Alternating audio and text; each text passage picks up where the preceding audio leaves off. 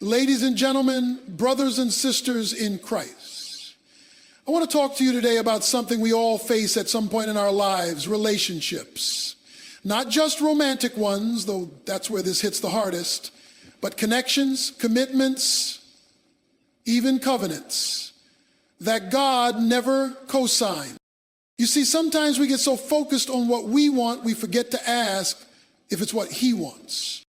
Let's walk through 7 clear signs God may be telling you this is not the one.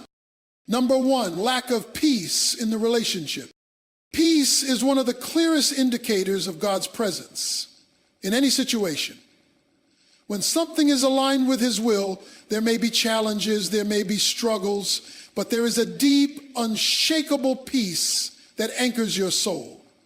It's the kind of peace the Bible describes as surpassing all understanding. It's not about everything going perfectly. It's about knowing deep down that you're where you're supposed to be and with whom you're supposed to be. So when that peace disappears, when your heart feels unsettled, that is not a small thing to ignore.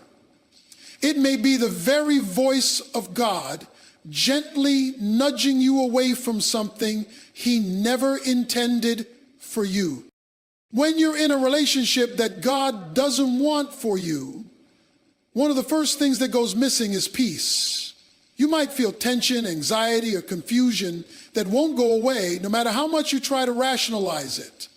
Your thoughts are constantly consumed by doubt. Is this right? Why do I feel off? What if this doesn't work? And that quiet unease becomes your constant companion. You lose sleep, you lose focus, and your spirit feels heavy. That's not God.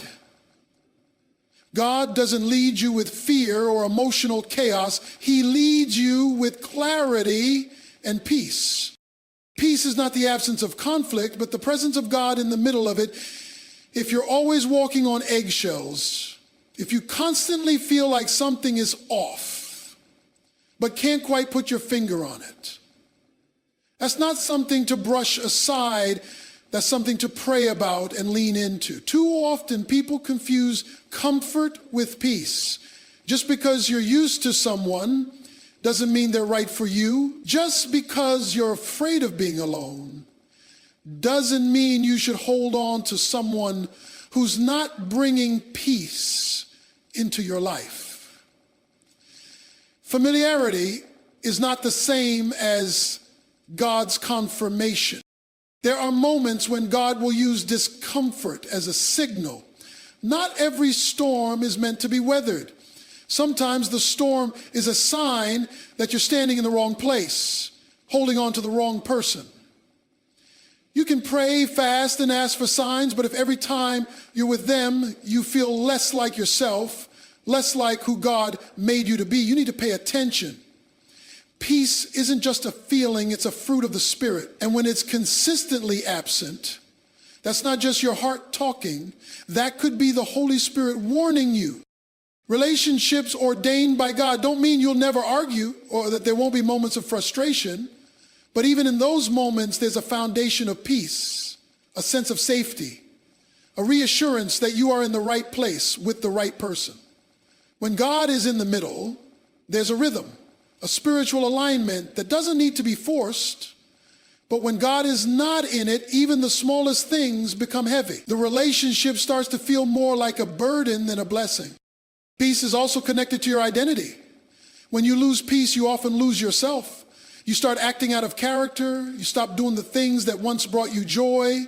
You become reactive, anxious, and drained. That's not love. That's not what God designed relationships to do to you. God's love builds you, strengthens you, and draws you closer to Him. If a relationship is doing the opposite, that's a flashing red light. There's a difference between working through growing pains in a God-ordained relationship and constantly battling anxiety because you're trying to make something work that was never supposed to. Peace is a guide. Peace is a compass. And when it's gone, you must be willing to ask why. Number 2, you're changing in negative ways. One of the most revealing signs that God doesn't want you with someone is the slow, subtle shift in who you are becoming. God places people in our lives to sharpen us, to help us grow, and to reflect his love and character through our relationships. But when the presence of someone in your life starts to reshape you in ways that dim your light, silence your voice, and cloud your identity, that's not growth, that's compromise. And it's dangerous, because sometimes the change is so gradual that you don't even notice it at first. You start lowering your standards to keep their interest. You begin tolerating what you once knew was unhealthy. You silence your convictions to avoid conflict. You bend your boundaries in the name of love. You stop doing the things you used to love, things that brought you closer to God, just to make more room for them in your life. Slowly, your personality shifts. Your energy fades. Your joy becomes conditional. What once felt like strength in you now feels like weakness. And you start questioning if who you were before was even right in the first place. God will never send someone into your life who makes you feel like you have to become less of who he created you to be. A healthy, God-centered relationship encourages you to become more of yourself, more bold, more faithful, more joyful, more free.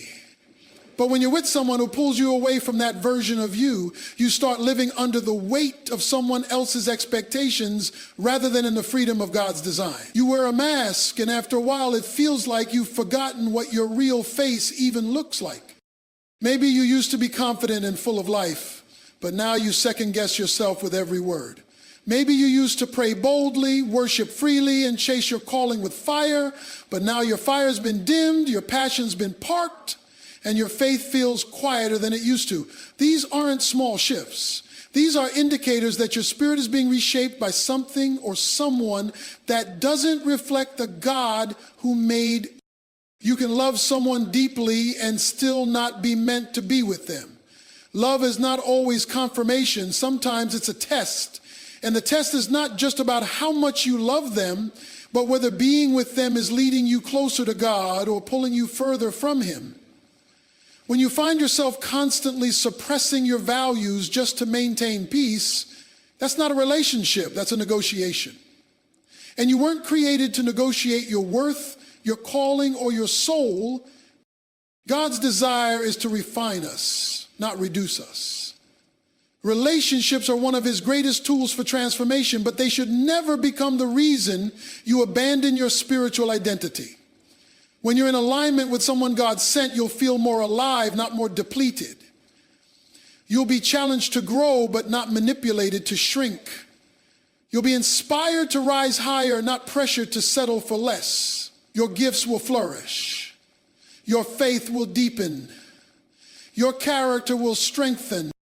But when you're with someone who isn't aligned with God's purpose for your life, those same areas start to deteriorate. You might still function, but you're not thriving. You might still smile, but it feels forced. You might still show up, but your soul is tired. These changes may be internal at first, but eventually they start to show. People around you notice, your peace fades, your confidence weakens, and the version of you that God handcrafted begins to slip away, little by little. Number 3, the relationship pulls you away from your purpose. The purpose is not just a destination, it's a divine assignment. It's the reason you were created, the specific work God has designed for you to accomplish on this earth. When God brings someone into your life, especially in the context of a close or romantic relationship, that person should align with your purpose, not distract from it. The right relationship doesn't compete with your calling, it complements it. It doesn't drain your drive, it fuels it. But when you find yourself connected to someone who consistently pulls you away from your God-given mission, that is a sign worth paying attention to. God will never bless a relationship that keeps you stuck in a cycle of delay, distraction, or disobedience. If being with someone causes you to put your calling on the shelf, postpone your dreams, or walk away from what God told you to build, you're not in a relationship, you're in a spiritual detour. And detours don't just cost you time, they can cost you clarity, confidence, and connection with the one who gave you that purpose in the first place. There are moments when you may begin to feel tension between the relationship you want and the purpose you know. You start to silence your ambitions because they don't support them. You minimize your calling so it doesn't make them uncomfortable. You hide your passion to avoid conflict or criticism. And in doing so, you slowly disconnect from the reason God put breath in your lungs. Purpose becomes an afterthought. Destiny becomes a distant idea. You start telling yourself you can get back to it later, after the relationship stabilizes, after they change, after the next season. But every day you spend outside your purpose is a day you're not walking in full obedience.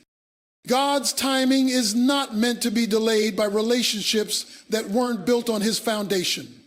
When you know your calling and you're walking in it, the people in your life should either support that path or step aside.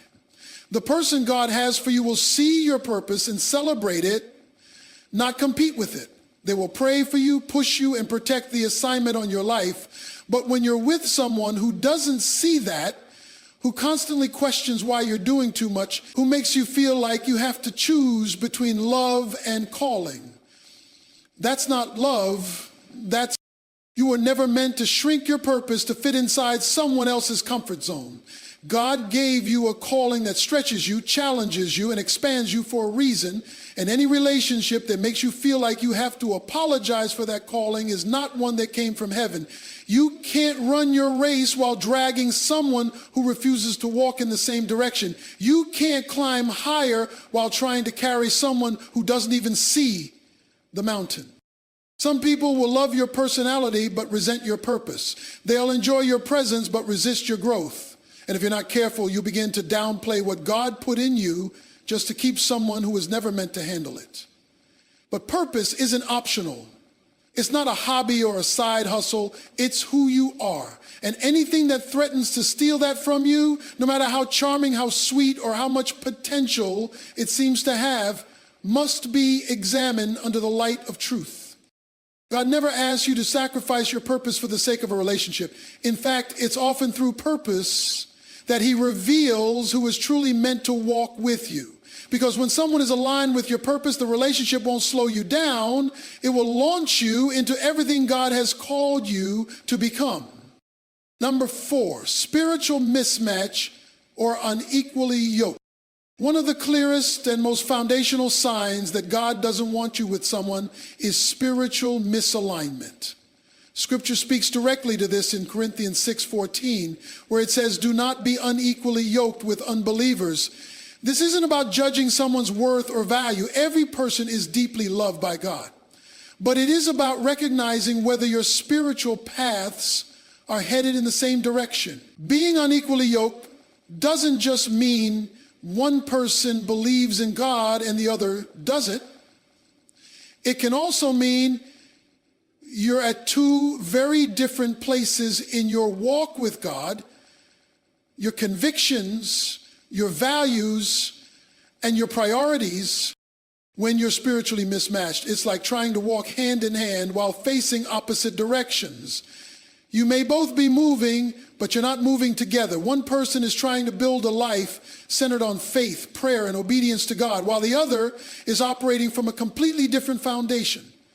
And no matter how much chemistry, attraction, or emotional connection exists, if the foundation is off, eventually the structure will crumble. A spiritual disconnect may not seem like a big deal at first, especially when everything feels new and exciting, but over time it becomes a source of friction, frustration, and fatigue. You find yourself trying to explain why prayer matters, why purity still counts, why going to church isn't just a routine, it's part of your lifeline. You start justifying your beliefs instead of living them boldly. And when you bring up spiritual topics, they tune out, shut down, or change the subject. You start feeling alone, even though you're in a relationship. That loneliness is a warning sign, because being connected to someone who doesn't share your faith can leave you carrying the weight of both hearts, yours and theirs. And that weight will wear you down over time. God never designed relationships to be one-sided when it comes to faith. He intended for two people to be spiritually aligned so they can pray together, grow together, and build together. When you're equally yoked, you challenge each other to grow in the things of God. You encourage each other's obedience. You speak life into each other. But when you're unequally yoked, you're constantly trying to bridge a gap that only God can close. And that gap becomes wider the further you go. Sometimes we convince ourselves that we can pull them up, that with enough love, patience, and time, they'll come around. And while people can change, transformation is God's job, not yours. Entering a relationship based on someone's potential instead of their present can trap you in a cycle of hope deferred. You spend years waiting, praying, sacrificing your own growth in the process. God doesn't want you to lead a mission field in your relationship. He wants you to walk in partnership. There's a difference between helping someone grow in faith and anchoring yourself to someone who has no desire to grow at all. You have to ask yourself, can I build the life God is calling me to build with this person? Can we raise a family rooted in the Word? Can we make decisions based on God's direction together? If the answer is no, then you're not just unequally yoked, you're unequally led. And two people walking in opposite spiritual directions will eventually arrive at different destinations. No matter how much affection is there, love alone cannot compensate for spiritual disunity. The danger of a number 6, you're forcing what isn't naturally flowing. When God is in something, there's a natural flow that doesn't have to be manufactured, manipulated, or constantly maintained through stress and strain. This doesn't mean the relationship will be free from challenges, but it does mean the connection will not feel like a constant uphill battle. If you're always the one initiating, always the one compromising, always the one trying to fix, to convince, to carry, to chase, there's a strong possibility that what you're holding on to is not from God, but from your own desire to make it work. There's a difference between fighting for a relationship and forcing one. Fighting means both people are mutually invested, working toward the same goal, growing through difficulties with a shared heart. Forcing means trying to keep something alive that no longer bears the breath of God. It's putting effort into something that never had a foundation of peace or purpose. It's constantly having to talk yourself into staying. It's pretending to be okay with things you're really not okay with. It's lowering your standards not out of grace, but out of fear. Fear of being alone. Fear of starting over. Fear that no one else will understand you. Fear that maybe this is as good as it gets. But fear is not a reason to hold on. God doesn't operate through fear. He operates through truth and trust. When the relationship feels forced, when everything is in negotiation, when nothing flows freely without drama or confusion, that's a signal that the foundation may not be built on Him. You shouldn't have to beg someone to show up, to communicate, to commit, to see your worth. When it's from God, there may still be waiting, there may still be work, but there won't be endless weariness. There won't be manipulation disguised as love. You won't have to lose yourself in order to keep the relationship afloat. The moment you begin to feel like you're the only one steering the ship, it's time to ask yourself if you're sailing in the wrong direction. A healthy connection isn't carried by one person dragging the other. It's mutual pursuit. It's shared effort. It's peace in the process, not just promises with no follow-through. So many people confuse struggle with significance. Just because it's hard doesn't mean it's holy. Some of the hardest things you've ever fought for may have never been God's idea in the first place. You stayed because you believed effort would fix what alignment could never achieve. You believed you could make it flow by loving harder, forgiving faster, or ignoring red flags. But God doesn't bless what you build outside His will. He may allow it for a season, but eventually the strain becomes too much. Eventually the cracks start to show, and eventually your spirit gets tired of forcing what. Relationships from God won't require you to abandon your identity or constantly wrestle to maintain connection. There's a divine ease that comes when two people are walking in unity with Him. It won't be perfect, but it will be purposeful. It won't be without effort, but it won't feel like spiritual exhaustion either. There will be signs of life. There will be joy in the journey. There will be fruit from the foundation. Forcing something often leads to resentment, bitterness, and burnout. It creates an imbalance where one person gives and the other takes. It traps you in a cycle of trying harder and feeling less fulfilled. It distorts your view of love and causes you to settle for something far beneath what God intended. You begin to confuse persistence with wisdom, endurance with obedience, but true love doesn't need to be chased.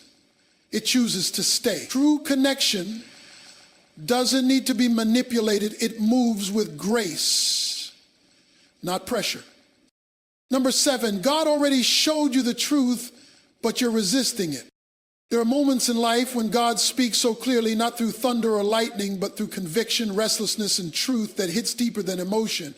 You knew, maybe not right away, but at some point deep in your spirit, you felt the shift, the uneasy feeling, the unanswered prayers, the red flags you tried to paint over with hope, the gut instinct that kept whispering, this isn't it. But instead of surrendering, you pushed the truth aside, hoping that time, love, or effort could change what God had already revealed. God doesn't speak in confusion. When He gives revelation, it comes with clarity, even if it's not what you want to hear. He shows you things not to punish you, but to protect you. Sometimes it's through their behavior, how they treat others, how they respond under pressure, how they speak about things that matter to your heart. Sometimes it's in your own heart, how you've changed, what you've lost, and what you're pretending not to see. The truth shows up in moments you can't explain.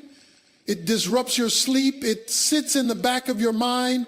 It echoes in silence, and still you press forward because walking away feels harder than pretending everything is okay.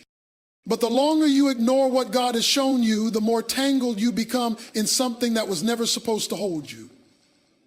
Your prayers turn into pleas for peace.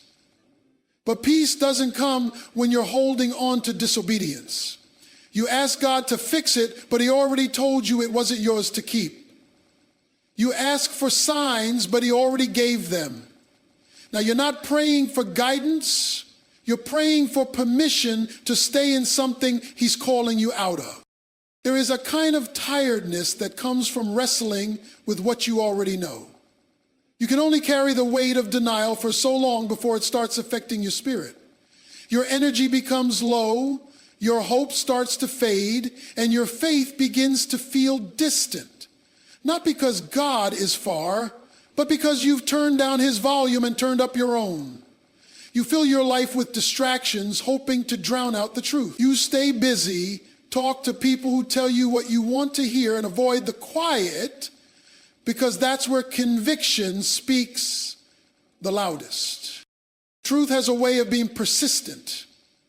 It won't let you settle in peace when God has called you to walk in freedom. You might be able to fool others, even fool yourself for a time, but you can't fool the Spirit of God. He sees what's behind the smile, what's buried beneath the reasons you keep giving. He knows when your "I'm okay" is just a cover for "I'm afraid." And still, He loves you. Still, He waits. Still, He speaks. Because the truth, no matter how painful, is never meant to break you. It's meant to set you free. Sometimes we don't need a new word from God. We just need to obey the last one he gave. We keep praying for confirmation, but what we really need is courage. The courage to let go. The courage to trust that what's ahead is greater than what you're afraid to lose. The courage to believe that obedience is always safer than compromise. You can't walk into the next chapter if your hands are still holding the last one closed. You can't receive what's new while gripping what's familiar. You can't claim peace if you won't release what's causing your unrest. There comes a point when the delay is no longer about waiting on God. It's about God waiting on you, waiting for you to believe him, waiting for you to choose him over comfort, waiting for you to say yes, even when your heart is scared. Because on the other side of surrender is a freedom you can't find in forced love, a healing you can't find in denial, and a future you can't find while holding on to something God already told you to release.